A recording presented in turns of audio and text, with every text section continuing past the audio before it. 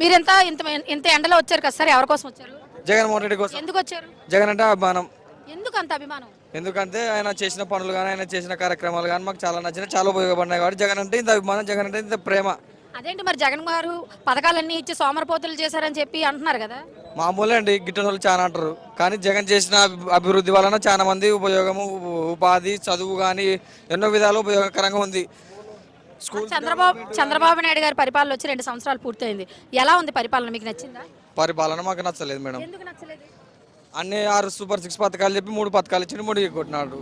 చెప్పిన మాట నెరవేర్చలేదు. అదేంటి సంపద సృష్టిస్తానన్నారు కదా? ఏం సంపద సృష్టించడం ఎక్కడ ఉంది మేడం? చెప్పి ఒక్క ఫ్యాక్టరీ వచ్చింది మన కర్నూలుకి? ఒక్కటి కూడా రాలేదు.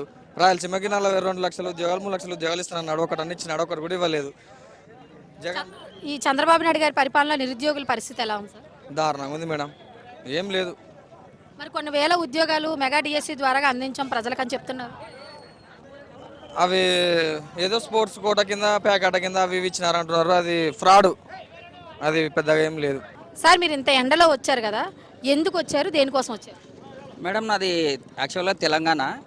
నేను జగన్కి పెద్ద ఫ్యాన్ మేడం. జగన్ పరిపాలించేటప్పుడు చాలా అభివృద్ధిలో ఉండేది మేడం రాష్ట్రం. వీళ్ళు వచ్చి ఎప్పుడు చూడు వినాశనం వినాశనం అంటున్నారు, కానీ ఒకటి కూడా ప్రూవ్ చేయలేకుంటున్నారు మేడం.